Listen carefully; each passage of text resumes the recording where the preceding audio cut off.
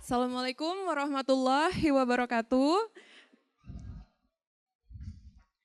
Salam sejahtera untuk kita semua. Shalom, Om Swastiastu, Namo Buddhaya, salam kebajikan. Selamat siang semuanya Bapak Ibu, terima kasih sudah hadir ke acara Innovation Talks Main Event Jakarta Innovation Days tahun 2025. Perkenalkan, saya Eva Sanjia Janita, mewakili Pusat Riset dan Inovasi Daerah Bapeda Provinsi DKI Jakarta, akan memandu dan sekaligus memoderatori sesi pada siang ini. Sebelum acara ini mulai, izinkan saya pantun dulu ya Bapak Ibu. Mungkin nanti bisa dibantu cakepnya gitu ya. Menanam padi di lahan terbatas, hasilnya tumbuh berkat kerjasama. Ketahanan pangan bukan sekedar wacana cerdas, namun inovasi nyata untuk kota kita tercinta. Tepuk tangan dulu dong semuanya. Akselerasi pembangunan itu menjadi urgensi bagi Jakarta sebagai kota global, terutama yang berlandaskan pada riset dan inovasi sebagai landasan kebijakan. Untuk itu, Bapeda Provinsi DKI Jakarta bekerja sama dengan Kajian Pengembangan Perkotaan SKSG Universitas Indonesia, Kementerian Ekonomi Kreatif Republik Indonesia, dan kolaborator lainnya menghadirkan Jakarta Innovation Days tahun 2025 dengan tema Explore, Connect, and Impact. Sesi diskusi ini mengusung tema Harvesting Innovation, Building Food Resilient Cities for All sebagai forum tukar ide, perspektif, atau gagasan mengenai ketahanan pangan perkotaan, inovasi pangan, serta rantai pasok pangan. Di kota dengan penduduk lebih dari 11 juta jiwa, setiap butir beras dan sayuran yang segar merupakan hasil dari rantai pasok pangan yang panjang. Dengan lahan pertanian yang terbatas, Jakarta kerap kali bergantung pada pasokan dari kota-kota penyangganya seperti Subang, Karawang, atau bahkan Kota Bandar Lampung. Sambil terus mendorong inovasi dan kreativitas dalam sistem produksi dan distribusi pangan. Program urban farming dan penguatan kemitraan antara petani dan pelaku usaha melalui skema contract farming kerap kali menjadi strategi yang penting untuk memperkuat atau mengoptimalkan ketahanan pangan di DKI Jakarta. Namun tantangan kan kerap kali terjadi ya, walaupun metodenya udah seoptimal mungkin.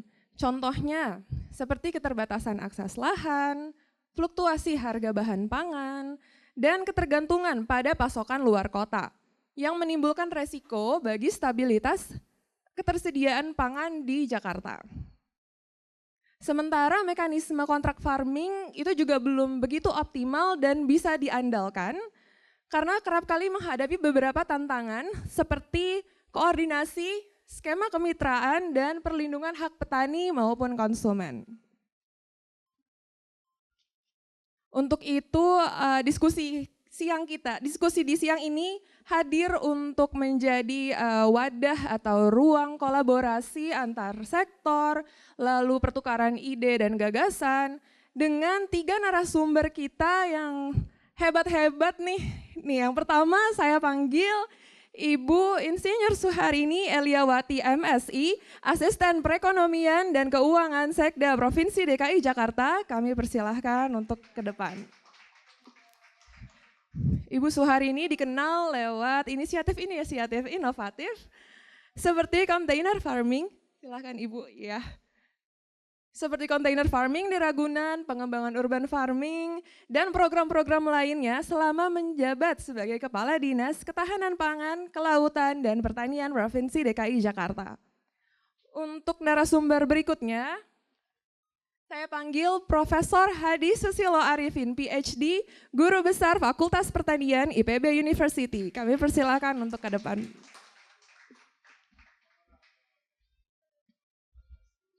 Silakan Profesor. Prof. Hadi merupakan Kepala Laboratorium Manajemen Landscape dan Ketua Program Studi Ilmu Pengelolaan Sumber Daya Alam dan Lingkungan, Sekolah Pascasarjana IPB University.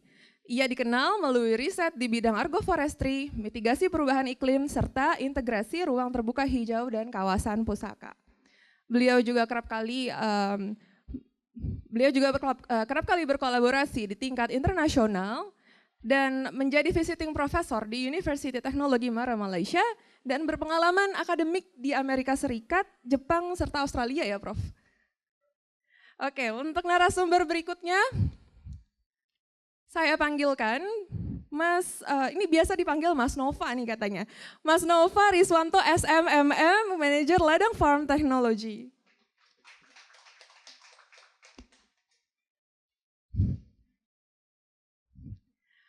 Mas Nova, seorang profesional dengan pengalaman luas di bidang operasional, logistik, dan manajemen, saat ini menjabat sebagai manajer di PT Ladang Teknologi Nusantara, benar ya Mas? Selama masa jabatannya juga Ladang Farm berhasil memproduksi sekitar 2 ton sayuran segar ya Mas, melalui metode hidroponik vertikal ya, hidroponik vertikal seperti selada, basil, dan mint. Dan hasilnya juga dipasok di restoran, hotel, pasar, bahkan bisa dibeli langsung oleh masyarakat Jakarta ya Mas. Keren. Mari kita berikan tepuk tangan langsung untuk 3 narasumber hebat kita hari ini.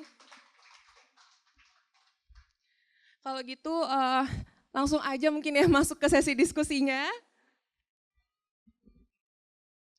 Saya izin untuk mengajukan beberapa pertanyaan pemantik ya Ibu, Prof, dan Mas Nova.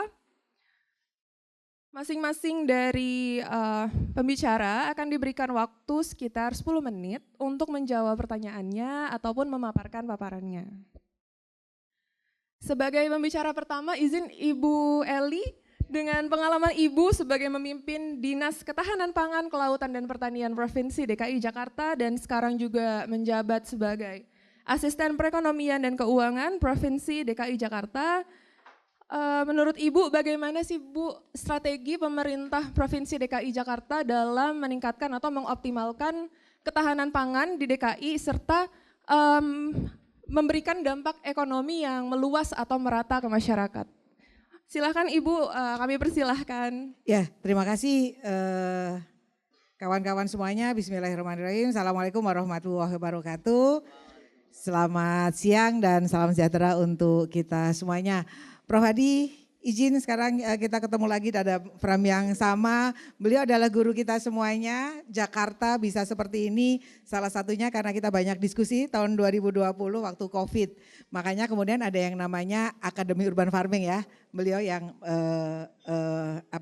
memberikan kami banyak pencerahan. Jadi izin kawan-kawan, nanti materi akan saya berikan melalui panitia. Saya hanya ingin membukanya begini. Bagaimana sih Pemprov DKI Jakarta 98% pangannya itu berasal dari luar. Tadi dipantik oleh moderator kurang lebih 11 juta gitu kan masyarakat Jakarta. Kita tahu semuanya kalau mau dilihat luasnya sawah pun kita terbatas hanya 340 hektar saja dan itu bukan dimiliki oleh Pemprov DKI Jakarta lahannya. Tapi lahannya orang lain yang sementara belum dimanfaatkan, makanya masyarakat boleh melakukan kegiatan-kegiatan. Jadi kalau satu hari Jakarta butuh beras kurang lebih 2.700 sampai 3.000 ton, seperti itu, berapa sih yang kita harus penuhi? Bagaimana caranya? Kan seperti itu yang pertama. Kemudian yang kedua, saya hanya ingin membicarakan terlebih dahulu, yuk bersama-sama kita satukan frekuensi kita bahwa untuk saat sekarang ini pertumbuhan ekonomi Jakarta kuartal ketiga itu pada angka 5,18%, nasional 5,12%. Kenapa Jakarta bisa bertahan pada angka 5,18? Tidak lain dan tidak bukan, karena apa? Karena sampai saat sekarang ini Pemprov DKI Jakarta atau di DKI Jakarta masih diselenggarakan kegiatan-kegiatan infrastruktur. Kita boleh menyebutnya kegiatan-kegiatan pembangunan fisik. Artinya apa? Artinya saudara-saudara kita yang tanpa keterampilan apapun, maaf saya sampaikan tukang gali misalnya, tukang angkat batu bata misalnya, Tapi setidaknya mereka setiap hari bisa mendapatkan atau membawa pulang kurang lebih 100.000 untuk dibelanjakan. Itu yang bagi saya adalah menarik. Kemudian kalau bicara tentang pertumbuhan ekonomi kita 5,18, sesungguhnya berapa sih PDRB yang ada di DKI Jakarta yang mempengaruhi nasional? Itu pada angka 16,61. Sehingga kita semuanya yuk percaya diri bahwa ke depan kalau kita berjalan bersama-sama pertumbuhan ekonomi nanti bisa kita tutup lebih baik lagi untuk tahun 2025 ini. Nah, kemudian pengangguran. Pengangguran sebenarnya Jakarta itu kan kota perdagangan dan kota jasa. Kenapa saya membawa datanya itu tahun Februari? Karena memang tarikan kita 2 kali, bulan Februari dan bulan Agustus. Bulan Agustus nanti akan kita rilis di tahun 2026. Sekarang ini tingkat pengangguran kita pada angka 6,18. Nah, kalau kita bicara tentang pangan, tentu tidak luput dengan petani. Nanti Pak Prof pasti akan menyampaikan.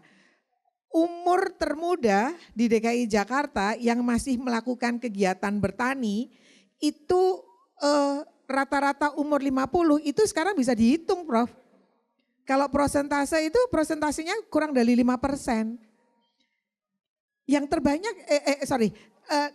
lebih dari 50%. Yang terbanyak siapa diantaranya? Ini mesti ada yang tahu ini. Ini yang nanti saya sampaikan. Nah, yang terbanyak siapa? Yang terbanyak ternyata adalah saudara-saudara kita yang sudah berumur 60 ke atas. Yang termuda memang ada umur 18. Tapi itu hanya bisa dihitung 10 jari kali gitu kan. Nah itu menjadi tantangan kita tersendiri. Kebutuhan Jakarta untuk beras tadi saya sampaikan 2.700 sampai 3.000 ton.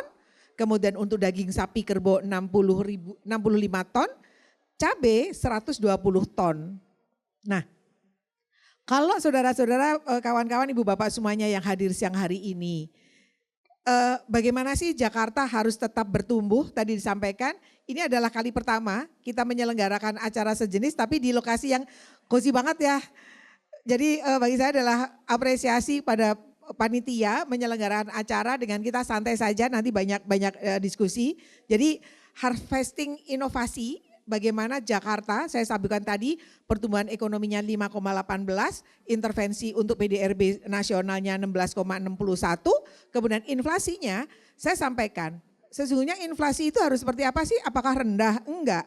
Inflasi yang rendah itu memperlihatkan daya beli masyarakat kita juga rendah dan itu tidak boleh.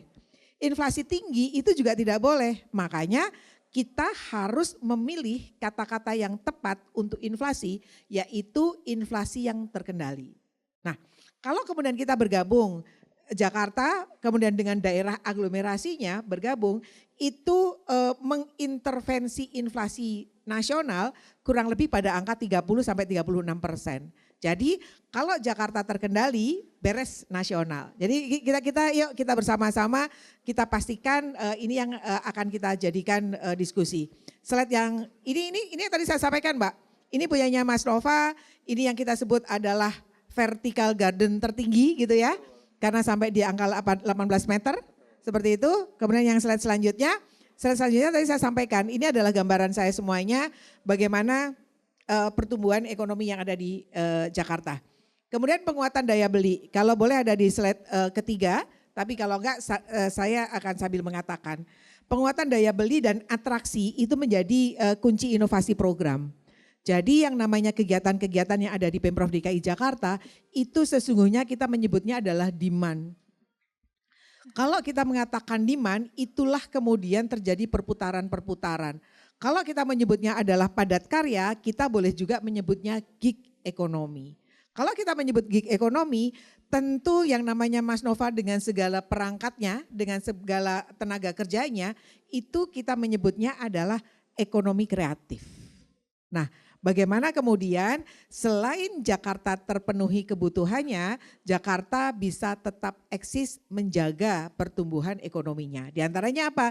Di antaranya dengan mengintegrasikan taman-taman kita, tidak hanya taman yang nanti kita buat tanaman-tanaman hias, tapi bagaimana kita bekerja sama nantinya menjadi tanaman-tanaman hortikultura yang bisa kita konsumsi. Itu yang menjadi nilai tambah untuk Pemprov DKI Jakarta. Kemudian yang selanjutnya, menyenangkannya sekali Pemprov DKI Jakarta itu mempunyai 2 tangan. BUMD, klasternya klaster pangan, yaitu Food Station, Dharma Jaya dan Pasar Jaya, itu mereka yang akan menyediakan, tadi saya sampaikan, cabenya, dagingnya, sayur mayurnya dan segala macamnya. Kemudian ada lagi yang namanya OPD teknis. Di antaranya siapa? Di antaranya adalah Dinas Ketahanan Pangan, Kelautan dan Pertanian, itu yang menghitung kira-kira 1 tahun DKI Jakarta neraca pangannya itu seperti apa. Dinas Ketahanan Pangan tidak berdiri sendiri, tapi bekerja sama dengan Dinas PPKUKM yang mengendalikan, yang senantiasa memonitoring harga. Kemudian yang selanjutnya adalah selain itu, saya sampaikan tadi adalah pasar. Pasar sesungguhnya merupakan ujungnya, distribusinya. Jadi kita pastikan 153 pasar di DKI Jakarta meskipun tidak semuanya menjual makanan-makanan konsumsi atau bahan baku, tapi ini di bawah kendali Pemprov DKI Jakarta. Jadi kita kerjasama dengan BI untuk tanaman-tanaman hortikultura yang menyumbang inflasi. Bank Indonesia Perwakilan Jakarta itu turut andil di dalamnya dalam membantu transportasinya. Dan ini bagi kita adalah menurunkan harga di masyarakat. Kemudian bagaimana Jakarta menjadi kota global kalau kemudian pasarnya tidak menggunakan digitalisasi. Bulan Agustus kemarin atas inisiasi Pak Gubernur, atas instruksi Pak Gubernur, kami menyelenggarakan yang namanya lomba digitalisasi pasar. Jadi kawan-kawan yuk kita bersama-sama kalau nanti ke pasar jangan heran kalau meskipun dia hanya jualan tempe tapi kita bisa membayar dengan kris. Nah ternyata dengan adanya lomba ini meskipun dipantik hanya 20 pasar, perkembangan terhadap proses digitalisasi untuk saat sekarang ini adalah pada angka 47%. Dan ini menyenangkan. Kenapa bagi kita menjadi penting kami selaku penanggung jawab pemenuhan kebutuhan pangannya bisa merekod sehari pasar mana membutuhkan beras berapa, kangkung berapa. Nah itu bagi kita adalah menyenangkan. Sehingga apa? Sehingga kita bisa tahu kira-kira 2 minggu kemudian kita akan kekurangan apa ya dan kita akan cepat mengantisipasi. Nah kemudian pasar pun kita akan mencoba kembangkan dengan tematiknya. Pasar besar, menengah dan pasar kecil. Nanti saya bagi untuk kawan-kawan semuanya. Kemudian selanjutnya tadi saya sampaikan adalah gig ekonomi. Nah gig ekonomi tentu tidak lepas dari bagaimana UMKM kita akan kita gerakkan. Perlu kawan-kawan ketahui se-DKI Jakarta penjual pecel lele itu kurang lebih pada angka 18.700 sekian. Kalau setiap pedagang pecel lele butuh sayur kangkung saja, 1 kilo saja, setengah kilo saja deh. Berarti butuh berapa dia? 9 ton kan gitu kan, 1 hari loh gitu. Makanya senang sekali rasanya waktu kita mendampingi Pak Gubernur berkunjung ke Ladang Farm, itu sesungguhnya bisa kita optimalkan kembali. Kangkung 1 minggu Jakarta butuh 9 ton dan saat sekarang ini baru terpenuhi 2,5 ton saja. Yuk kawan-kawan yang punya akses untuk tersebut segera habis ini kita melakukan diskusi intens gitu ya. Kira-kira apa yang bisa kita MOU-kan, apa kita bisa PKS-kan. Kemudian yang selanjutnya adalah placemaking, tapi ini bagi saya menuju Jakarta 5 abad. Bagaimana nanti kita menjadikan kota tua adalah heritage. Kenapa saya harus sampaikan? Apa sih hubungannya dengan pangan? Begitu wisata kita naikkan, begitu tingkat hunian hotel kita akan penuhi. Efeknya apa? Efeknya ya kita harus tetap memenuhi kebutuhan pangannya kan gitu kan. Itu yang saya sampaikan. Itu sesungguhnya benang merahnya. Nah apa yang sudah dilakukan oleh Pemprov DKI Jakarta? Kita menyebutnya adalah 4 pilar ketahanan pangan. Jadi ada yang namanya ketahanan pangan itu sesungguhnya slide yang selanjutnya ini semuanya juga akan nanti saya berikan ke kawan-kawan semuanya. Ada yang namanya food availability, kemudian food access tadi sampaikan. Sebagian besar 98% pangan Jakarta berasal dari luar. Kalau kemudian terjadi hujan deras, kalau kemudian terjadi mogok kerja, kalau kemudian terjadi hal-hal kendala-kendala dari luar, tentu ini akan berpengaruh pada DKI Jakarta. Makanya kita menyebutnya 4 pilar ketahanan pangan ini adalah hal yang perlu kita berikan atensi. Nah, 4 pilar ketahanan pangan ini kita menyebutnya atau petugasnya adalah Satgas Pangan. Tidak hanya dari dinas KPKP, tidak hanya dari dinas PPK UKM, tapi kita mempunyai Biro Perekonomian yang membuat kebijakan-kebijakan, yang membuat peta jalan TPID, yang membuat peta jalan ekonomi syariah, biar 4 pilar ketahanan pangan ini bisa terjalani dengan baik. Ujungnya apa?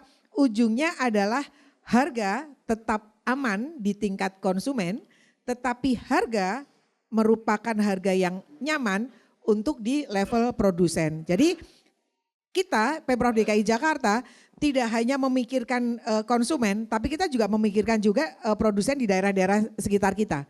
Biasanya contoh food season. Food season akan memperbaiki PKS-nya dengan kebutuhan telur di Kabupaten Blitar. Begitu ditandatangani harga telur per kilo adalah 27.000. Nah, hari ini telur kurang lebih pada angka di 29. Keuntungan Jakarta di Blitar tetap 27.000.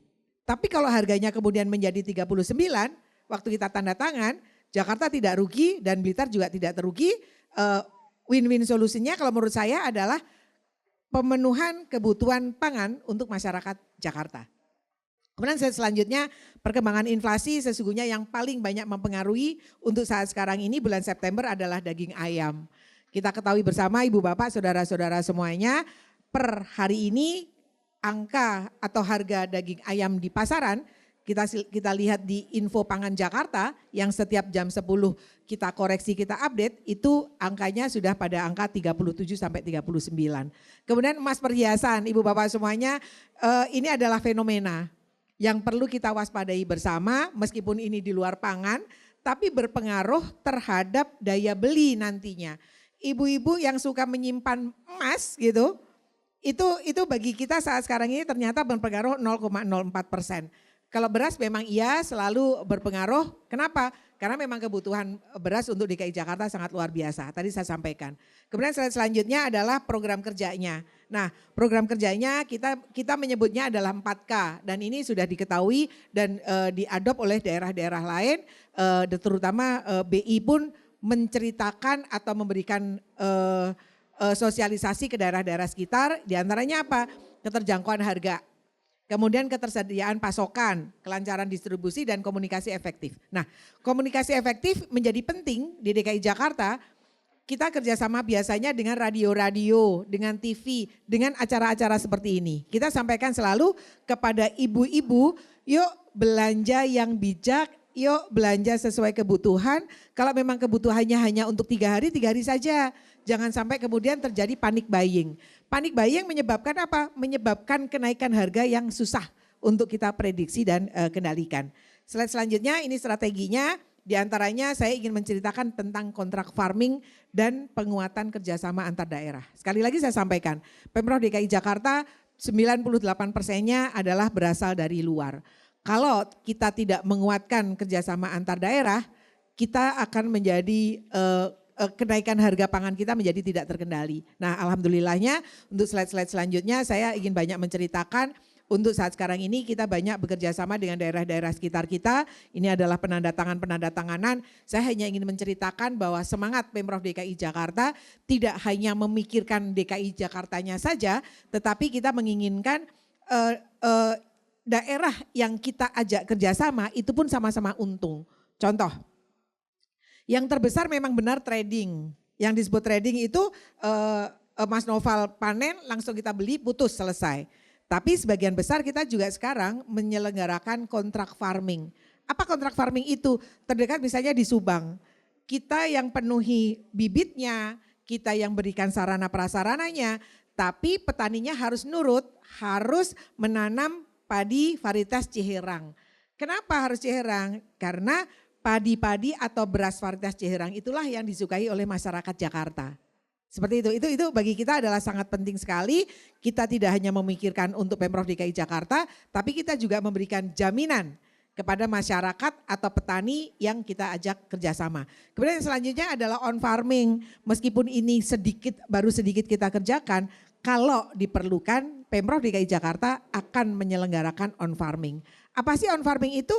On farming itu kalau kemudian kita membeli lahan di luar DKI Jakarta, kemudian kita lakukan aktivitas urban farming. Tapi ini adalah pilihan ketiga. Slide selanjutnya, ini semangat kita semuanya, Pemprov DKI Jakarta, pemanfaatan dan pembangunan logistik pangan. Tadi sampaikan oleh moderator. Kira-kira kalau jalur distribusinya aman, kemudian logistik pangannya ini tidak kita siapkan, pangan adalah komoditas yang sangat cepat rusak.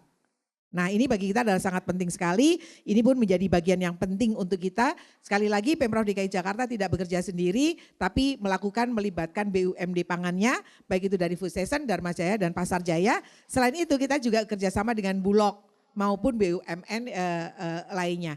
Untuk apa? Untuk menjaga kestabilan pangan. Kemudian slide selanjutnya, ini adalah penting terutama untuk momen-momen hari besar. Kepala daerah wajib hukumnya kita menyebutnya seperti itu, tinjauan ke pasar. Untuk memberikan sentimen positif kepada konsumen dan kepada pasar bahwa stok tersedia. Kalau stok tersedia pasti harga pangan itu pun menjadi terkendali. Jadi ini merupakan komitmen Pemprov DKI Jakarta, Pak Gubernur senantiasa demikian dan berbagi dengan Pak Wagub untuk meninjau secara langsung baik itu di pasar maupun di tempat-tempat penyimpanan stok kita. Untuk yang selanjutnya itu adalah Pak Wagub kunjungan ke Dharma Jaya. Jadi itu yang bisa saya sampaikan kawan-kawan semuanya, bagaimana upaya-upaya Pemprov DKI Jakarta, kemudian kerjasama kita untuk memenuhi kebutuhan pangannya. Kemudian sesungguhnya slide terakhir saya ingin memberikan pantun. Jadi kalau Jakarta kan harus ada pantun gitu kan Mbak. Iya, Tadi Ibu. pun demikian saya butuh cakepnya dari Ibu Bapak semuanya. Oke. Ekonomi tumbuh, rakyat sejahtera. Cakep. Jakarta maju dengan kerja nyata. Artinya. Kolaborasi terus kita jaga menuju kota yang berdaya dan berwibawa. Demikian, wassalamualaikum warahmatullahi wabarakatuh. Waalaikumsalam warahmatullahi wabarakatuh. Wah, berarti menarik ya Bu. Jadi ternyata memang masalah ketahanan pangan ini mungkin saat ini belum sepenuhnya diprioritaskan oleh Pemprov DKI Jakarta karena masih ada masalah infrastruktur, pengangguran dan sebagainya. Namun memang ternyata ada beberapa hal yang bisa dilakukan oleh pemerintah Provinsi DKI Jakarta. Salah satunya adalah penyuluhan urban farming ke segala lapisan masyarakat biar yang melakukan praktek urban farming itu enggak hanya ibaratnya masyarakat yang di atas 60 tahun seperti itu ya Bu. Jadi mungkin Gen Z bisa mulai gitu. Terus menjaga pertumbuhan ekonomi dengan menciptakan taman-taman hortikultura yang bisa langsung dikonsumsi, terus mungkin hilirisasi pangan agar hasil panennya bisa dikonsumsi setiap lapisan masyarakat, menjaga 4 pilar ketahanan pangan yaitu pemanfaatan, akses, ketersediaan, dan stabilitas harga, lalu kerjasama dengan daerah lain seperti di Subang, mungkin Karawang juga ya Ibu. Oke, dan yang terakhir adalah pemanfaatan dan pembangunan logistik pangan. Oke, ini berarti linear dengan pembicara kita selanjutnya, yaitu saya ingin mengajak Profesor Hadi untuk berbagi pandangannya terkait inovasi atau teknologi seperti apa sih Prof yang dapat diterapkan untuk mendukung ketahanan pangan di DKI Jakarta dan bagaimana mekanisme ini dapat memastikan keberlanjutan di jangka panjang. Silakan Profesor Hadi, kami persilahkan. Ya, baik, terima kasih Mbak Eva yang saya hormati, sahabat saya panggilnya selalu Mbak Eli, kemudian Mas Noval ya. Semua yang hadir di sini, Mbak, Mas, Teteh, Kakak, semuanya. Assalamualaikum warahmatullahi wabarakatuh. Selamat siang, salam sejahtera bagi kita semua.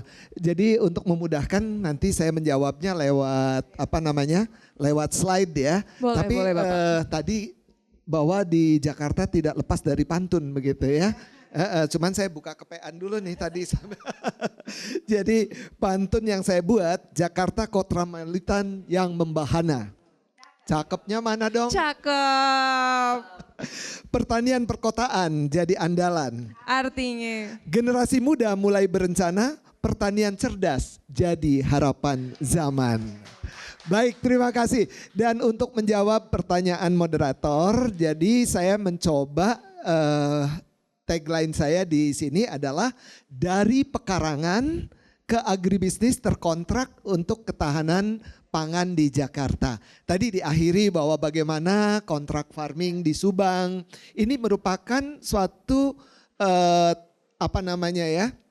subjek yang sangat penting bagi kita semua. Dan tadi sudah dikenalkan, saya Hadi Susilo Arifin dan saya juga pendiri dari, terlihat ya di slide, yaitu KPKPID. Kayaknya Mbak Eli juga sempat bergabung ya, Komunitas Pekarangan dan Kebun Produktif Indonesia. Nanti ada tadi yang kami sitasi dari yang disampaikan oleh Mbak Eli, bahwa taman-taman tidak hanya untuk estetika, tapi bagaimana dia bisa menjadi kebun produktif, kebun hortikultur dan sumber pangan.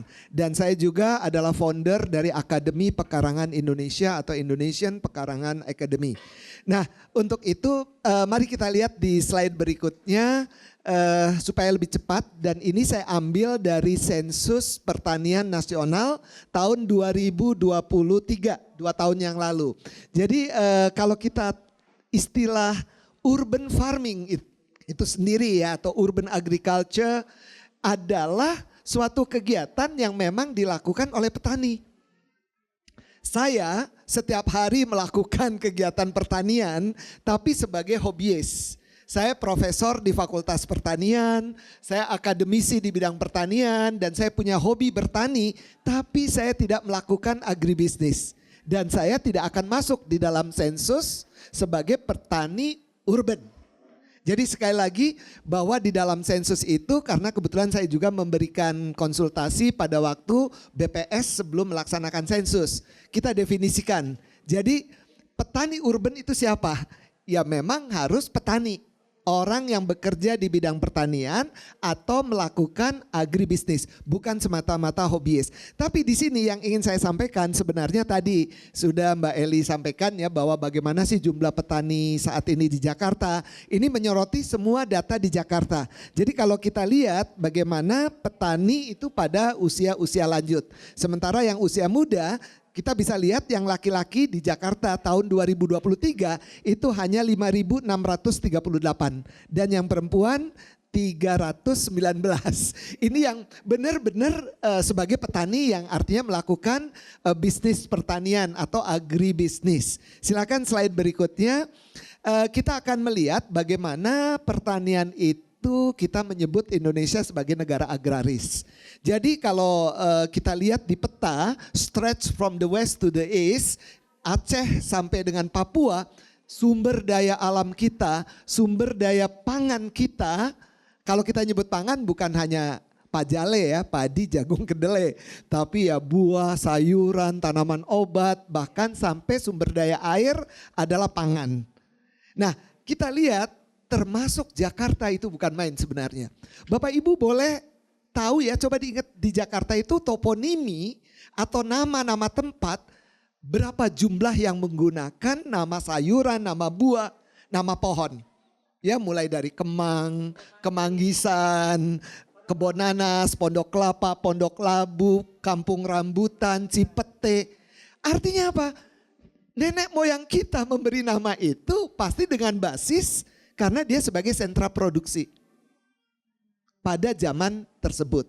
Jadi mestinya kalau kita mau merevitalisasi Jakarta menjadi lahan yang produktif, tolong jangan diganti nama-nama itu dengan nama-nama yang baru. Boleh, tapi bahwa kenangan itu harus menjadi usaha kita membangkitkan sebagai lahan yang produktif dengan tanda petik pertanian. Ini adalah buku-buku yang saya tulis sampai saat ini. Saya sudah menulis 46 buku dan ada 5 buku ini Bapak Ibu yang hak ciptanya masih saya pegang dan itu bisa klik di sini. Artinya kalau Bapak Ibu silakan panitia di share ya, dan Anda mendapatkan PPT-nya, klik saja 5 buku silakan. Boleh e-booknya dimiliki oleh Bapak Ibu sekalian. Nah, sebelum saya pindah ke slide lain, bahwa ketika berbicara pangan, maka ada ketahanan pangan, kemandirian pangan, kedaulatan dan keamanan pangan, itu berdasarkan Undang-Undang Nomor 18 tahun 2012. tadi termasuk air itu juga pangan ya. Jadi kita harus pegang. Saya yakin Mbak Eli dulu di DKPKP ya. Kami bersama-sama di masa-masa pandemi, semua tidak ada kegiatan. Lalu yuk kita membuat Akademi Urban Farming begitu ya. Dan ketahanan pangan sebenarnya mari mulai dari keluarga. Karena itu kita melangkah dari pekarangan. Pekarangan adalah lahan yang sangat sempit. Tapi kenapa tidak? Saya tadi ngobrol-ngobrol dengan Mas Nova, berapa sih luasnya? Oh cuman 300, cuman katanya. Padahal 300 itu udah besar. Tapi alangkah hebatnya ketika menjadi vertikal ke atas. Dan itu sangat produktif. Sehingga apabila satu keluarga tahan pangan, maka satu RT akan tahan. Semua RT tahan pangan, satu RW akan tahan pangan. Begitu juga seterusnya satu RW, semua kelurahan, semua kecamatan, semua kota, semua provinsi tahan pangan, maka satu negara akan tahan pangan. Mari kita lihat slide berikutnya Bapak dan Ibu. Nah sekarang bagaimana tantangan pangan di megapolitan terutama Greater Jakarta. Saya coba membandingkan dengan Singapura, Bu Eli barangkali bisa menjadi referensi ya. Ketika tahun 2017 meratifikasi SDGs dengan adanya 17 goals ya, Sustainability Development Goals, maka Singapura mencanangkan S2030. Artinya apa? Karena SDGs itu harus dicapai pada tahun 2030. Tapi 2030 di sini Singapura hanya mentargetkan 20% saja pangan itu bisa dihasilkan dari Singapura sendiri. Kapan? Pada tahun 30. Dan itu gerakan begitu masif dengan urban farmingnya, dengan precision farmingnya ya, dengan smart agriculture-nya. Bergerak dan bergeraknya ternyata tidak hanya di Singapura. Saya juga kecipratan rezeki karena diajak proyek untuk membangun urban farming dengan tanda petik mega agropolitan di Jababeka. Jadi kami baru menyelesaikan riset project lalu membuat mock up skalanya 1:1, artinya membangun beneran dalam 14 hektar di Jababeka. Nah dalam hal ini tantangan kita yang pertama adalah ketergantungan eksternal. Jadi ternyata dari data, mohon maaf kalau salah, mohon dikoreksi bahwa Jakarta sampai saat ini 95% itu masih tergantung pangannya dari luar. Tadi entah dari Subang, dari Bogor, dari Banten, dari Bandung dan sebagainya. Dan ini sangat rentan sebenarnya. Sama Singapura juga kurang lebih hanya 5% semula. Karena itu dia mentargetkan 5 tahun yang akan datang. Mereka dari tahun 2017 mentargetkan 20% itu harus terpenuhi oleh Singapura. Bahwa dia menanamnya di mana lain lagi, termasuk di Jababeka, termasuk di Batam. Tapi mereka produksi karena dia tidak punya lahan ya. Tapi bahwa produksi itu oleh Singapura.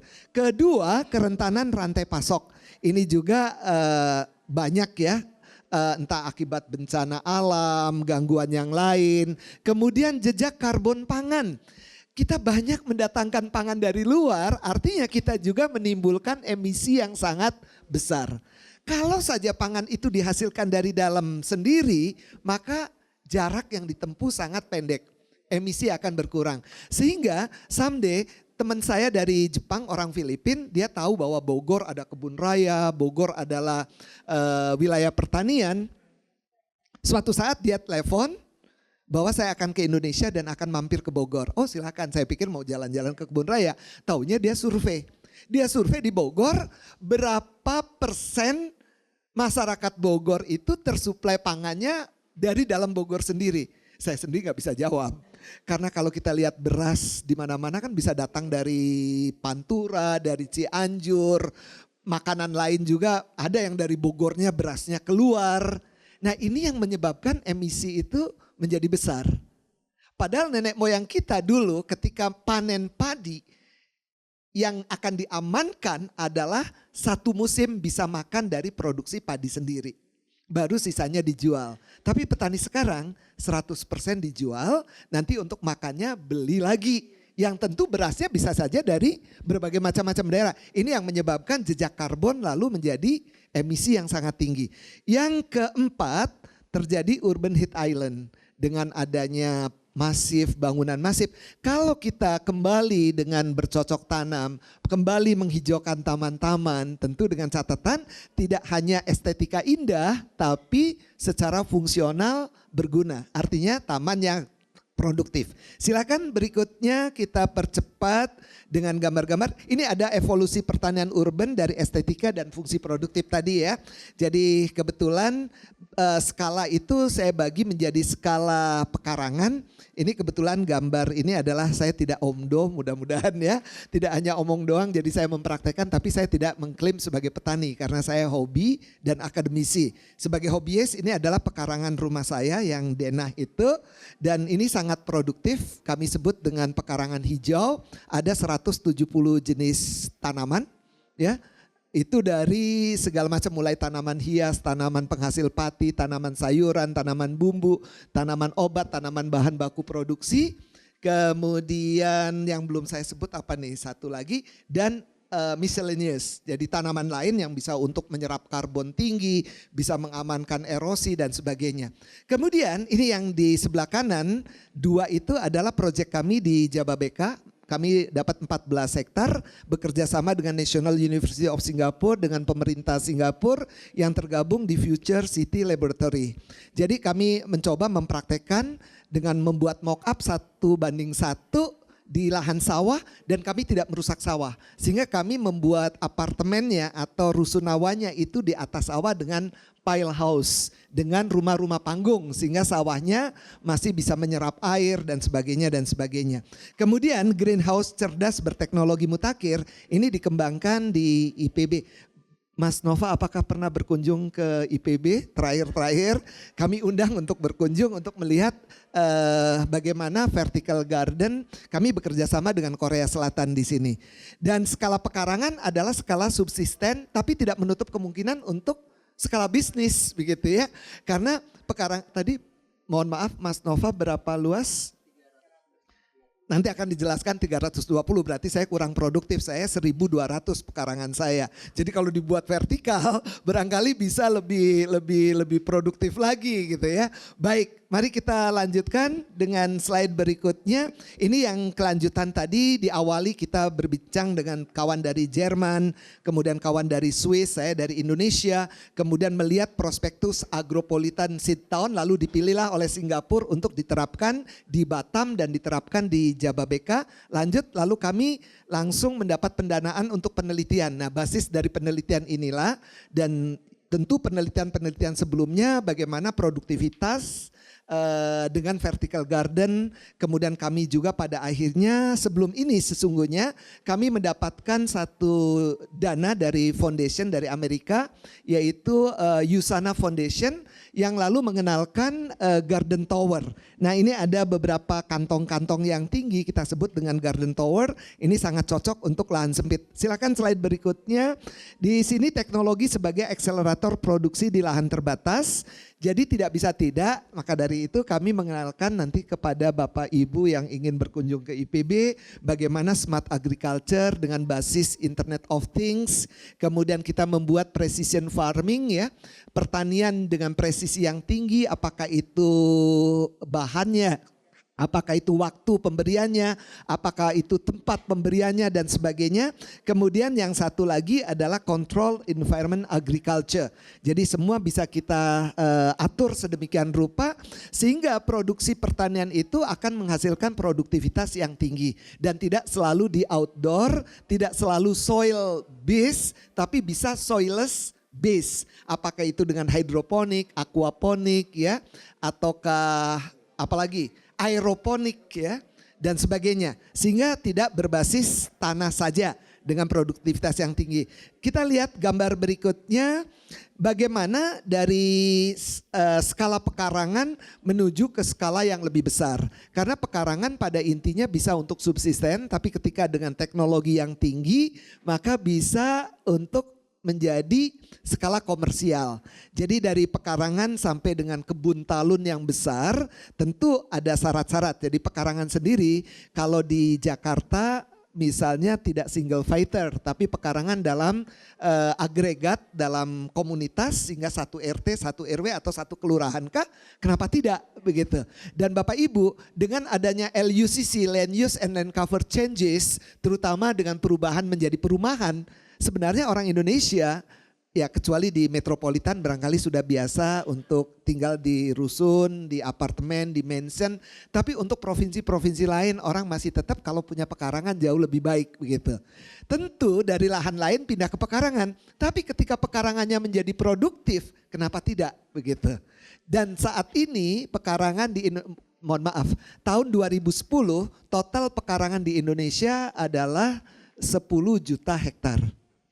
15 tahun yang lalu, data yang kami peroleh terakhir dari 2010 itu 10 juta hektar. Itu kurang lebih 3 kali luas sawah di Pulau Jawa. Jadi begitu besar gitu kalau agregat begitu ya. Sehingga ini bisa saja kita scaling up. Mari kita lihat berikutnya.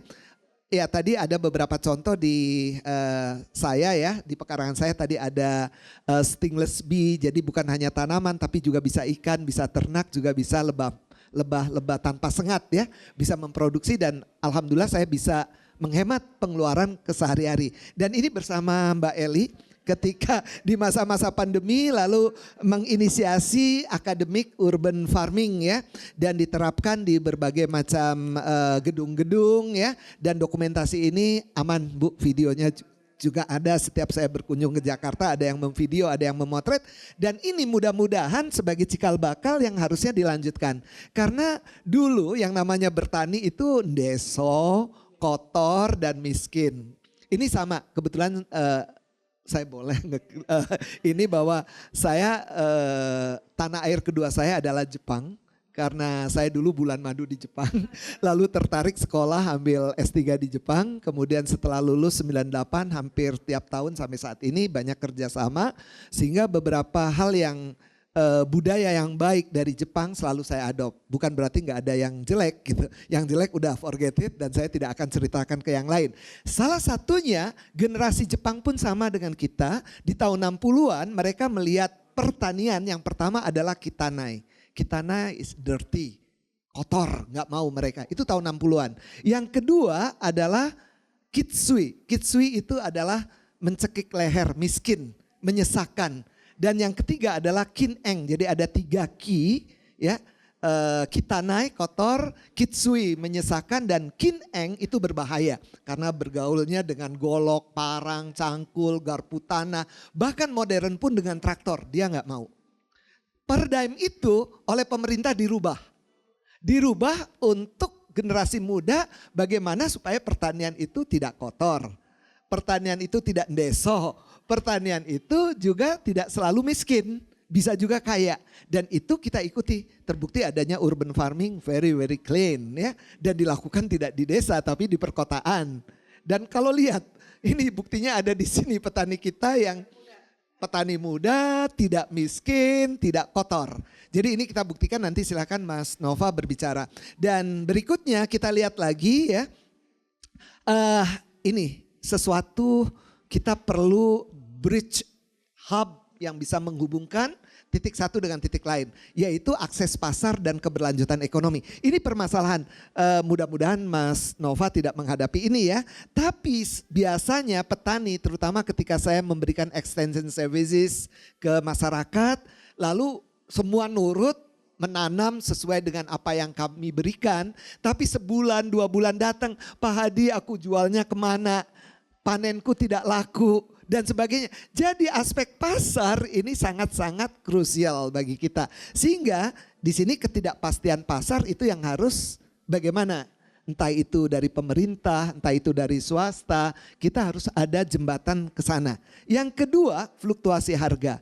Karena memang ada musim kemarau, musim hujan, kadang-kadang panen raya, kadang-kadang paceklik. Dan tadi tidak ada kepastian siapa yang mau membeli begitu ya. Dari dalam hal ini pendapatannya biasanya tidak stabil. Tapi sebenarnya ini ada engineering, kita bisa rekayasa dengan bekerja sama antar stakeholders. Yang ketiga adalah standar quality. Kadang-kadang kita sudah puas, oh bagus, laku, lalu berikutnya kualitasnya turun, tidak dipertahankan. Mudah-mudahan tidak dengan Mas Nova ya. Harusnya kualitasnya bertahan sehingga makin maju, makin mahal dan penghasilan makin tinggi. Yang terakhir skala ekonomi, skala kecil seringkali dikatakan tidak efisien. Tapi dalam hal bagaimana ketika dibarengi dengan teknologi, dibarengi dengan inovasi ke atas, mudah-mudahan bisa. Sehingga solusinya adalah model bisnis yang terstruktur untuk menjamin keberlangsungan nanti pada akhirnya kita ke kontrak farming. Silakan berikutnya, ini binaan kami, ini penelitian kami baru saja selesai dengan mahasiswa UI. Saya membimbing strategi pertanian perkotaan berkelanjutan berbasis komunitas. Kami lakukan di Jakarta Timur pada 3 kelurahan. Di 1 kecamatan memang ya. 1 kecamatan ini karena untuk kemudahan, alhamdulillah mahasiswa S2 ini lulus tepat waktu. Jadi 3 semester lebih sedikit ya, kurang dari 4 semester sudah lulus. Dan ini praktek-praktek yang dia lakukan, pembinaan yang dia lakukan di Jakarta Timur. Lanjut berikutnya di sini Garden Tower yang tadi saya katakan kami dapat pendanaan yang cukup ya untuk mengenalkan inovasi baru Garden Tower. Ini dari Usana Foundation, perusahaan obat-obatan dari, saya yakin ada yang tahu ya, dari Amerika, dan bekerja sama dengan IPB. Ini diameternya hanya 80 cm dengan tinggi 120, kami bisa membuat lubang 36 lubang sehingga kita bisa bayangkan kurang lebih seluas meja ini dengan tinggi 120 cm itu kita bisa memanen 36 titik. Padahal kalau landed ini cuman berapa sih? Kalau jaraknya 20 kali 20 mungkin tidak lebih dari 8 tanaman. Tapi dengan ke atas kita bisa kali 4. Ya, menjadi 30 sekian titik. Dan kalau kita nanamnya dengan jenis-jenis sayuran daun yang usianya 4-5 minggu, biasanya bagi newbies ini akan senang karena langsung bisa memanen begitu. Kan keistimewaannya begitu. Sebenarnya dia bisa beli di mana saja, tapi panen sendiri akan jauh lebih nikmat, akan jauh lebih enak rasanya. Mari kita lihat berikutnya. Simbiosis mutualistis perkotaan, ini ada beberapa hal yang perlu kita ketahui. Jadi petani urban yang sering mengeluh bagaimana pasar karena kita tidak punya off-takernya. Dan off-taker ini harus jelas. Sehingga tadi kalau DKI punya kontrak dengan urban fringe atau daerah luarnya, ketika kita ingin mengangkat petani-petani DKI, maka petani ini juga harus punya kontrak dengan pembeli. Apakah itu dengan restoran, dengan kafe, dengan hotel begitu ya. Atau dengan supermarket, apapun. Atau sekedar kita dengan community ke community. Hanya lewat, apa disebutnya, kalau kita mau panen gitu ya sehingga boleh pesen. Open PO. ya, pre-order ya. Jadi itu bisa dilakukan dan ternyata itu yang paling mujarab kalau untuk skala RT RW begitu ya. Dan itu ketika 2 minggu atau seminggu lagi saya mau panen, sebelum dipanen pagi aja udah antri gitu. Udah saya pesen ini, panen, packaging langsung sejam habis. Nah kalau ini berkelanjutan tiap hari itu kan bukan main sebenarnya. Jadi hal ini yang perlu kita hubungkan sehingga bagaimana antara petani, kemudian ada accelerator, kemudian ada off-taker, ini harus bisa bekerja sama dengan baik. Berikutnya silakan di sini ke IPB ya, supaya Pak Hadi tidak hanya ngomong doang. Tadi Mas Nova nanya Pak Hadi ngajar apa aja di IPB, aduh Mas ada S1, S2, S3 cukup banyak, tapi yang perlu kami banggakan itu IPB punya nama mata kuliah namanya inovatif agriculture. Kemudian saya diberi tanggung jawab sebagai koordinator yang semester ini mengajar pada anak yang baru masuk ke IPB. Jadi semester 1. Dari S1 kami punya 5.500 mahasiswa semua ambil pada semester berjalan. Kemudian dari D4 atau sekolah vokasi ada 3.200. Itu semua ngambil. Totally 8.700 mahasiswa semester ini mengambil inovatif agriculture. Ya. Nah disitulah bagaimana kita memberikan inovasi-inovasi di basis hasil riset IPB. Dan ini adalah pusat-pusat riset IPB yang juga implementatif. Sudah diimplementasikan, ada apartemen kepiting. Ini kebetulan letaknya di Ancol. Di Ancol. Jadi IPB punya pusat penelitian di Ancol untuk marine and fisheries. Kita punya kepiting, kalau tanaman Mas Nova ke atas, ini kepiting juga pakai box ke atas ya. Jadi bukan di laut lepas atau juga bukan di di mangrove ya, tapi di kotak-kotak. Jadi satu kepiting satu kotak dan pembesarannya cepat sekali.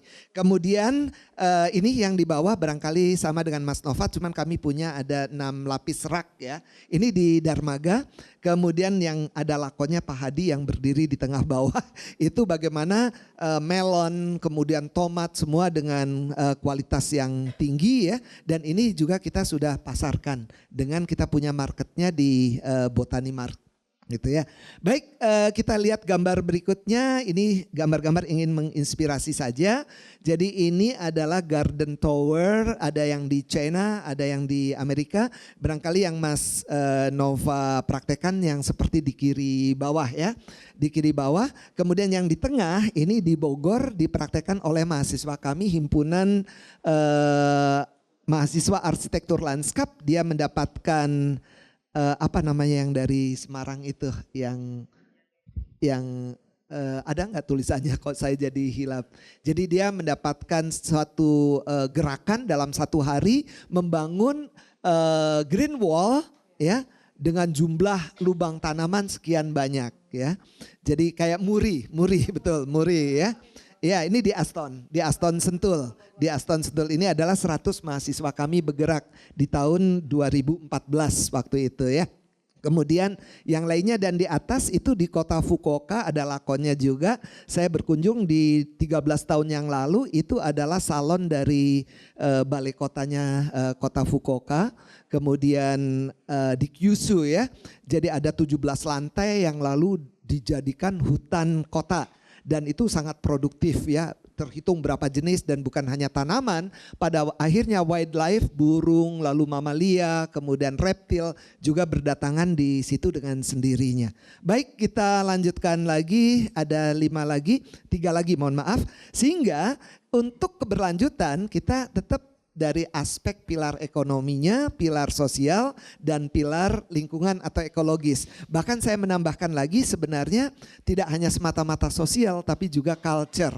Culture ini sangat penting ya, budaya dan juga kebijakan. Nanti dari Bu Eli harusnya tetap mendukung ya, karena itu keberlanjutan tergantung dari kebijakan dan juga atau policy ya. Teknologi dan spiritual. Spiritual ini juga sangat penting. Spiritual itu lebih banyak ke kolbu ya, tidak selalu agama ya. Jadi bagaimana integritas dan sebagainya itu akan menentukan keberlanjutan dalam praktek pertanian. Silakan 2 slide lagi. Ini saya pakai AI. Lalu bagaimana sih kalau Sudirman menjadi urban farming? Muncullah ini tentu dengan prompting, saya sangat teliti ya. Saya buat prompting sedemikian rupa lalu muncullah di atas gedung itu bisa dipraktekkan, kenapa tidak? Tapi tadi off takernya siapa gitu, ketika panen langsung masuk ke restoran, masuk ke kafe dan sebagainya. Sehingga perlu satu konsep, perlu model, di sini finally ke kontrak farming ya. Lalu bagaimana proyeksi dampak 3 tahun ke depan. Jadi misalnya apakah kita bisa memproduksi 50 ton sayur bukan per tahun nih, harusnya per panen gitu. Karena Mas Nova aja udah berapa puluh ton per kali panen ya, ada 3 ton sekali panen dan sebagainya. Jadi ini dalam satu gedung tentunya ya. Kemudian bagaimana menciptakan lapangan kerja yang masif. Baik, berikutnya di sini contoh saja, jadi di Luizhou ini di China dengan arsitek dari Italia ya, Stefano Buri, mereka menciptakan dan ini diresmikan di tahun 2020. Sebenarnya yang diusung adalah Forest City, kota hutan. Beda dengan IKN, kalau IKN karena bekas hutan jadi bisa mengklaim kota hutan dengan lebih mudah sebenarnya. Kalau ini kota hutannya dari high rise building yang sama ditiru oleh Malaysia di Johor Bahru. Seberangnya Singapura, mereka juga menciptakan kota hutan dengan high rise buildingnya untuk vertical garden. Terakhir di ini adalah bagaimana jalan ke depan bagi Jakarta ya membangun ekosistem ketahanan pangan urban. Jadi akademisi, kemudian seperti kami dari perguruan tinggi atau bahkan mungkin dari TK, SD, SMP, SMA gitu ya. Semua college, university bekerja sama dengan pihak sektor swasta, pebisnis, perusahaan, ya firm, kemudian didukung oleh pemerintah, whether local or central government, kemudian komunitas, individual atau grup, LSM, NGOs, kemudian terakhir adalah media. Saya tidak alergi dengan media karena saya akan sangat membutuhkan media untuk mempublikasikan sekalipun medsos. Kalau digunakan untuk yang baik tentu bisa mempopulerkan kita. Silakan terakhir hanya buku. Ini buku-buku yang tadi 5 buku boleh Bapak Ibu download di link. Lalu ada tantangan generasi muda. Itu yang jadi pegangan kami dalam Inovatif Agriculture. Ditulis oleh 17 guru besar. Kebetulan editornya adalah kami, yang digunakan tadi tahun ini sedang berjalan 7.800 mahasiswa mengambil mata kuliah ini. Saya kira demikian. Terakhir mungkin link saja, nanti silahkan diklik beberapa program televisi di mana saya terlibat di dalamnya. Kemudian di YouTube Bapak Ibu boleh lihat, siapa tahu bisa menginspirasi. Final slide please. Terima kasih atas perhatiannya. Ketahanan pangan Jakarta bukan hanya tentang mengisi perut, tetapi tentang menumbuhkan inovasi, memberdayakan warga dan membangun kota yang lebih lestari untuk semua. Billahi taufik wal hidayah. Assalamualaikum warahmatullahi wabarakatuh. Saya kembalikan ke Mbak Eva. Waalaikumsalam warahmatullahi wabarakatuh. Terima kasih banyak Prof. Hadi atas paparannya. Insightful banget Prof. Gimana tadi saya sempat nangkap ada program Singapura 2030 yang ternyata hanya bertujuan awalnya itu untuk mengcover 20% dari ketahanan pangan mereka gitu ya Prof. Dan bahkan even cuma 20% pun mereka nggak main-main, mereka kerjasama cross border juga sama Malaysia, sama IPB University juga, dan membangun pertanian di atas sawah ya Prof. Lalu ternyata strategi dan teknologi yang bisa di-align dengan urban farming itu salah satunya ada IoT, lalu precision farming, controlled environment agriculture, dan memastikan akses pasar. Jadi gimana nanti hasil panennya itu nggak terbuang sia-sia tapi bisa dimanfaatkan secara optimal gitu ya Prof. Ini inline dengan narasumber terakhir, last but not least, dari Pak Nova. Saya melihat bagaimana tadi dari penjelasannya Prof. Hadi ada yang namanya vertical hydroponic. Nah itu kan erat sekali ya Prof. Erat sekali dengan Mas Nova dengan pengalamannya di ladang farm technology. Menurut Mas Nova, kira-kira apa sih yang dapat dilakukan oleh Jakarta untuk mendukung agar ekosistem dan inisiatif seperti ini dapat terus berkembang dan memiliki manfaat jangka panjang terutama di bidang ekonomi gitu ya Mas. Silahkan Mas Nova. Baik, terima kasih Kak. Kalau dari segi Pemprov untuk melakukan ketahanan pangan di Jakarta, itu saya kasih contoh. Yang pertama itu harus dilakukan setiap kecamatan itu ada kurang lebih ada 2 urban farming yang dilakukan sama pemerintah. Jadi ketika 2 kecamatan tersebut udah bikin urban farming, itu akan memenuhi kebutuhan masyarakat atau apa namanya ya satu kecamatan itu sudah memenuhi pangan.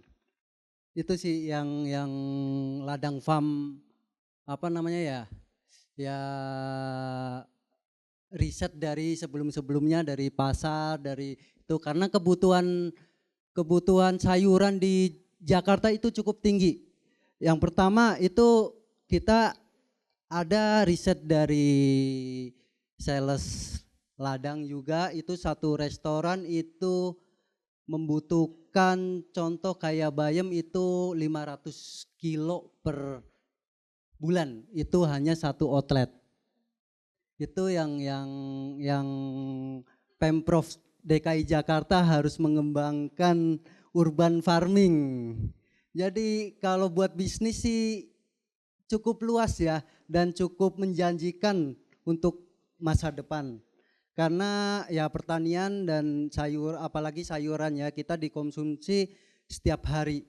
Bahkan ya tanpa hentilah masyarakat itu membutuhkan sayuran. Paling ya semuanya dari segi pangan itu sudah dijelaskan nama Ibu Rini dan Prof Hadi, mungkin sudah lengkap ya. Jadi Ladang Farm hanya mencontohkan bahwa vertical farming itu bisa dilakukan di perkotaan. Tetapi itu ada hal yang mungkin harus diperhatikan, contohnya kayak karena di Indonesia belum melakukan mungkin karena biayanya cukup tinggi dan apalagi operasional. Tetapi yang Ladang Farm sudah lakukan itu bisa didirikan hanya yang bermasalah itu di biaya listriknya, Ibu. Itu yang harus kita carikan solusi untuk di perkotaan. Tetapi itu solusi itu kita bisa dipangkas menggunakan solar panel. Jadi itu kalau kita di perkotaan sudah mendirikan vertical farming dengan dengan sayuran yang harga mungkin bisa bersaing dengan yang harga konvensional, itu akan mencukupi bahan baku di Jakarta. Itu sih yang dari Ladang Farm riset.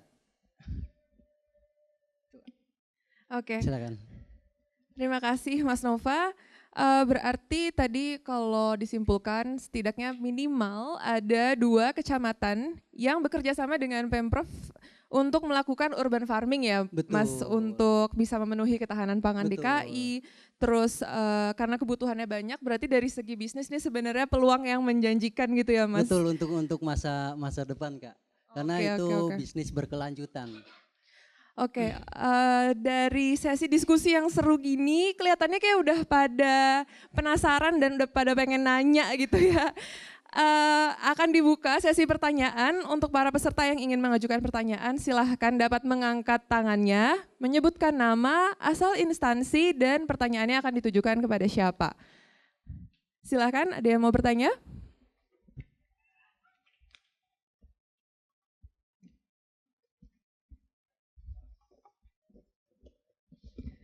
Silahkan Mbak. Oh ya, sebentar ya Mbak. Gimana Ibu? Ya, terima kasih, saya dari perwakilan Kecamatan Cempaka Putih. Saya sangat mendukung sekali dengan apa yang kegiatan ini karena memang di Kecamatan Cempaka Putih pun juga terlaksana kegiatan tersebut Pak.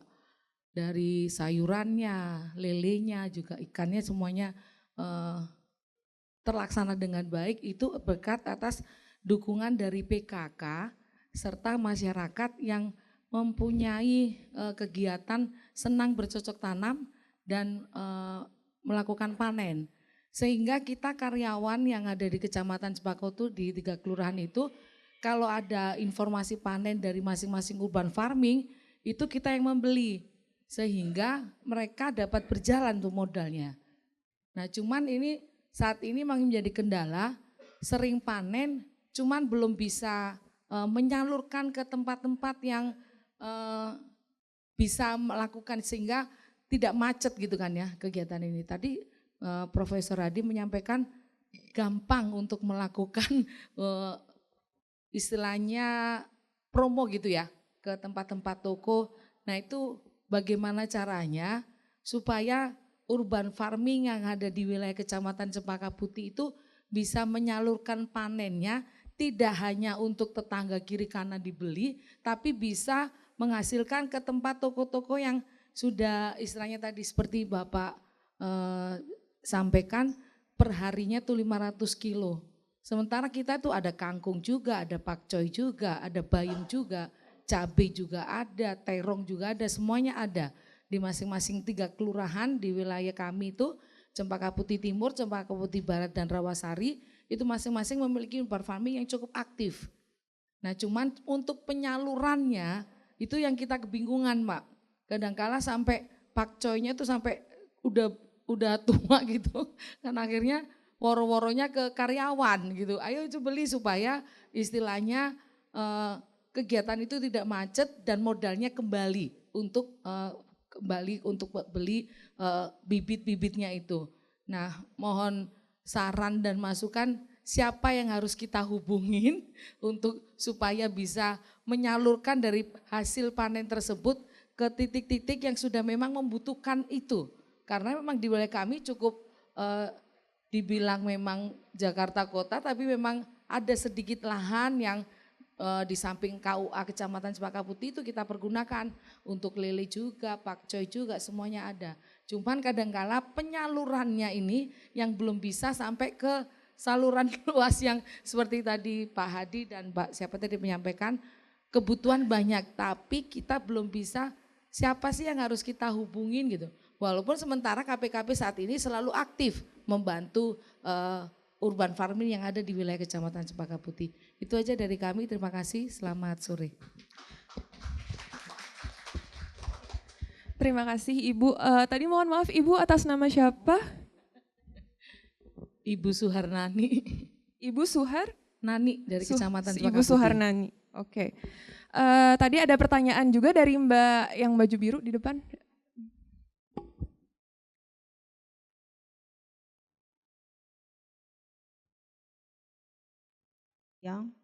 Selamat siang semuanya. Selamat siang. Pertama-tama, thank you so much for the talk. It was very insightful and very so much knowledge. Perkenalkan, nama saya Crestacia. Saya dari University of British Columbia di Kanada.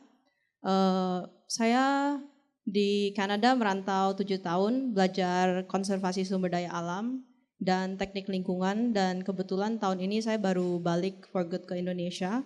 And saya sangat tertarik dengan urban farming, and makanya saya datang ke sini untuk belajar tentang situasi agrikultur dan pangan di Indonesia, especially ada perwakilan dari Ladang Farm juga. I think it's very innovative and something new gitu yang datang ke Jakarta. I have 2 questions. One is for Prof. Hadi and one is for Mas Nova. Aku penasaran sama tadi kan Pak Hadi, Profesor Hadi ngomong tentang Internet of Things ya di IPB. Aku penasaran the cost of implementing IoT these days sama pros and cons of using IoT. Like, is it feasible to use IoT di zaman sekarang or belum? Dan pertanyaan kedua itu untuk Mas Nova. Kan Mas Nova tadi bilang bahwa biaya listrik itu salah satu isu yang Ladang Farm is facing. And aku penasaran, kan Jakarta atau Indonesia ini kan tropical country ya. Kenapa aku perhatiin Ladang Farm itu pakai LED lighting buat farmingnya. Sedangkan kita tropical country gitu sih. Thank you. Oke, terima kasih Mbak Crestacia. Baik, mungkin bisa kita mulai dulu dengan pertanyaan pertama yang mungkin lebih cocok jika ditujukan ke Ibu Eli ya. Dari perwakilan Kecamatan Cempaka Putih nih Bu. Kabarnya sudah aktif dilakukan urban farming di sana, tapi kebingungan gimana cara menyalurkannya ke pasar dan mungkin siapa yang bisa dihubungi gitu ya Bu. Silahkan Ibu. Ya, terima kasih Mbak Nani. Cempaka Putih salah satu yang menjadi prioritas kita ya, karena memang benar-benar di tengah kota, benar-benar ketersediaan lahannya sangat terbatas, demikian juga dengan airnya gitu ya. Jadi saya rasa kawan-kawan saya dari Dinas KPKP pun akan setia mendampingi. Pemasaran menjadi salah satu yang penting. Apa gunanya kita menyampaikan ke masyarakat, menanamlah sebanyak-banyaknya kalau kita tidak ada di hilirnya gitu ya. Tapi gak usah khawatir, saya yakin kawan-kawan Dinas KPKP akan memberikan pendampingan untuk hal tersebut. Contoh, untuk saat sekarang ini ada yang namanya Ikonik ya Pak. Jadi Ikatan Petani-Petani Hidroponik, itu kita salurkan ke hidrofarm. Kalau untuk pertanian biasa, kangkung secara konvensional itu mungkin dihargai sekilo 9.000 mungkin begitu ya. Tapi untuk hidroponik itu harganya lebih mahal. Dengan catatan apa? Memang agak ketat dari gradingnya. Jadi mereka punya patron gitu Mbak, punya SOP bahwa umur dari kangkung itu tidak boleh lebih dari 28 hari, tingginya tidak boleh lebih dari 35 cm. Tapi dia berani membayar 1 kilo 18.000. Kalau mau dijemput pakai mobilnya mereka, itu kurang lebih pada 40 kilo ya Pak. 40 kilo. Kan nggak mungkin kalau saya sendiri gitu kan. Nah biasanya kita akhirnya menghimpun dalam bentuk agregat-agregat. Jadi silakan saja Mbak Nani nanti hubungin Kasudin terdekat atau satlaknya di Kecamatan Cempaka Putih. Kalau perlu nanti dari kawan-kawan kami Dinas KPKP benar-benar akan mendampingi dari mulai menanam gitu ya, seleksi benihnya sampai kemudian nanti berapa hari sih sesungguhnya yang TDS-nya, alatnya gitu ya, yang bisa nanti dilakukan. Jadi bagi saya sekali lagi saya sampaikan, kangkung di DKI Jakarta seminggu butuh 9 ton. Saat sekarang ini baru terpenuhi 2,5 ton saja. Artinya memang masyarakat mau melakukan aktivitas tersebut, tapi belum tentu kanal-kanalnya mereka tahu. Nah inilah fungsi kami Pemprov DKI Jakarta untuk mendampingi, untuk menyalurkan. Itu kalau dari segi perusahaan modernnya. Tadi saya sampaikan, se-DKI Jakarta itu tukang pecel lele ada 18.000, kalau satu pecel lele butuh setengah kilo saja kangkung. Berarti kan kita butuh 9 ton gitu kan. Nah memang kanal-kanal itu yang menjadi tantangan kita Prof. Jadi ini adalah nanti Bu Muji, Mas Teguh, bagaimana caranya kita akan memberikan pendampingan kepada seluruh masyarakat Jakarta yang menyelenggarakan aktivitas urban farming. Pada suatu ketika kita pernah menyelenggarakan itu di daerah Menteng.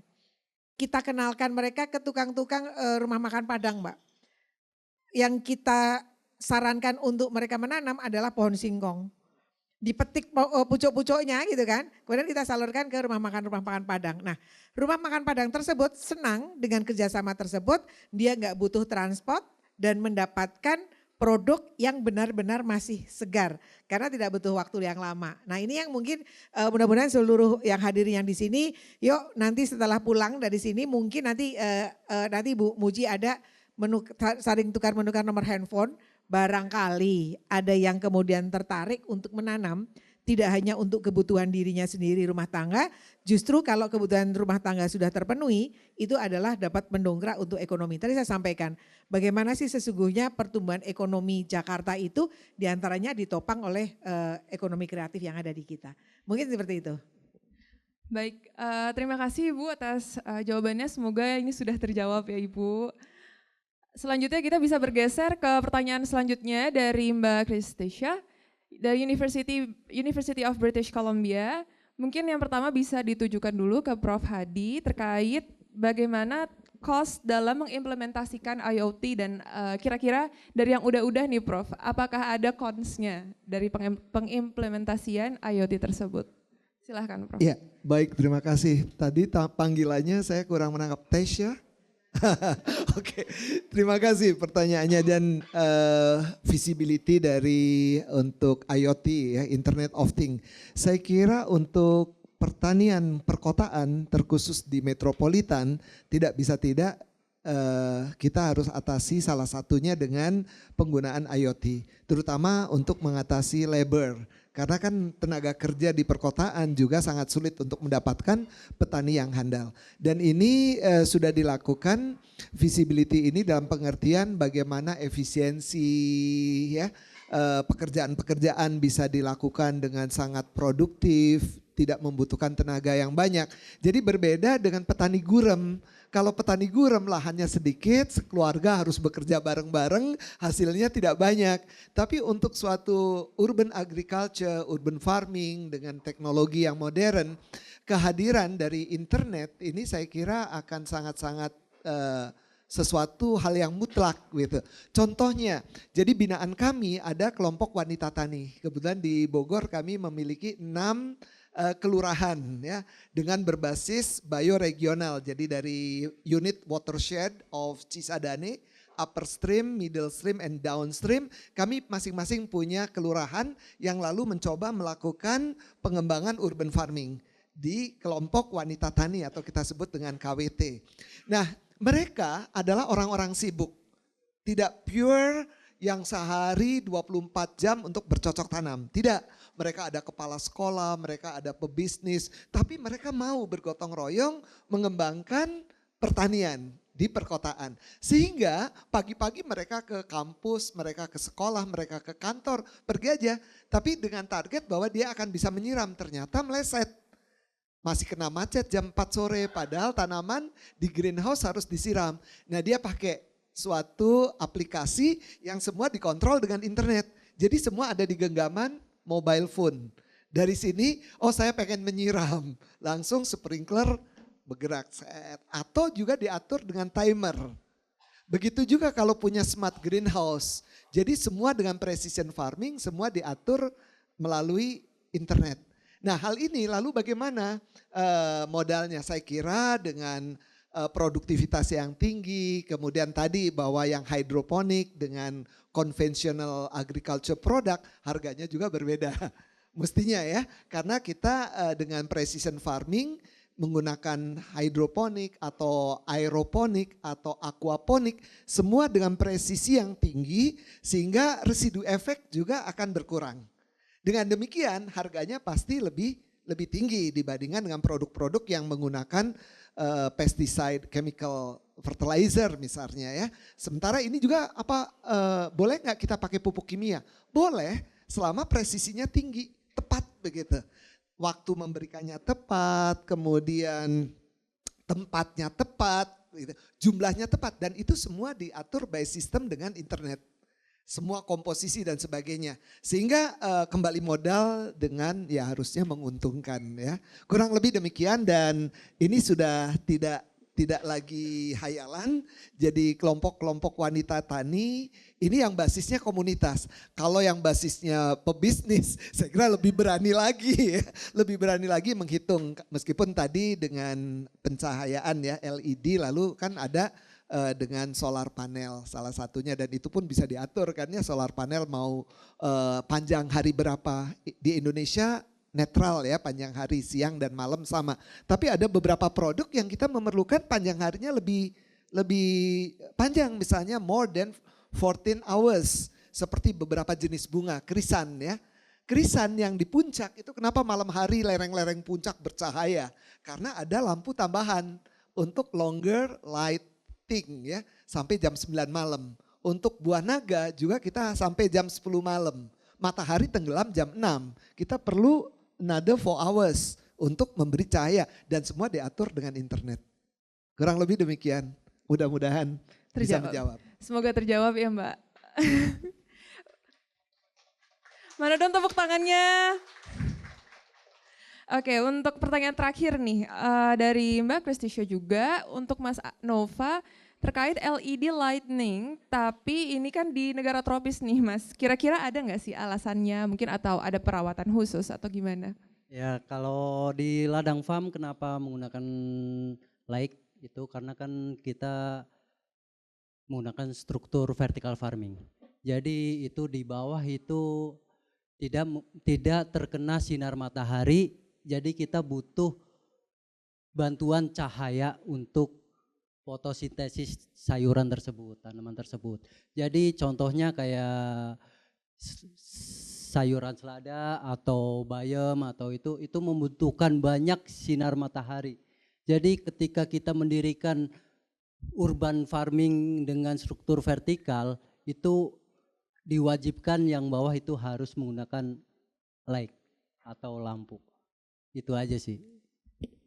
Okay. Dan di ladang farm juga sudah menggunakan teknologi juga yang berbasis IoT itu juga, Pak. Boleh Pak. Penjelasan dari Mas Nova sangat bagus ya. Terutama hal itu kita kan sebenarnya sangat berlimpah sinar matahari. Kalau kita bertani outdoor. Tapi dalam urban farming kita banyak keterbatasan lahan di luar gitu. Yang landed atau yang horizontal. Betul. Sehingga digunakan vertikal mostly indoor. Indoor tidak ada cahaya matahari. Substitusi untuk fotosintesis atau assimilation maka digunakan LED adalah energi yang cukup rendah sebenarnya. Betul. Dengan lampu LED dibanding dengan neon atau yang lain gitu. Tapi kan tetap tinggi sehingga penggeraknya bukan dari PLN gitu ya. Penggeraknya dari solar energi. Itu yang saya pikir tadi di contoh-contoh slide saya kan banyak yang di dalam ruangan. Jadi untuk plant factory yang kita sebut dengan plant factory biasanya di dalam ruangan.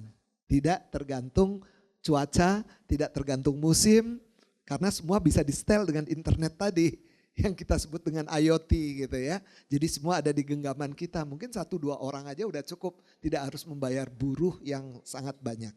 Demikian tambahan dari saya. Mungkin tambahan lagi buat dari saya juga, untuk yang dari ladang farm kan sudah menggunakan teknologi, terus ya berbasis internet juga dengan vertikal. Itu dengan model bisnis itu kita menguntungkan ya, tetapi dengan segi kita pemasangan investasi buat solar panel. Tetapi kalau tidak menggunakan solar panel itu kita cost-nya tinggi banget. Itu yang kita harus, ladang farm yang harus Memikirkan solusinya gitu ya. Betul. Berinovasi terkait itu. Oke. Baik, pertanyaan tadi menandakan berakhirnya sesi diskusi ini. Mari kita berikan tepuk tangan untuk para narasumber kita. Terima kasih kepada para narasumber atas perspektifnya dan para hadirin sekalian yang sudah mengikuti sesi ini dengan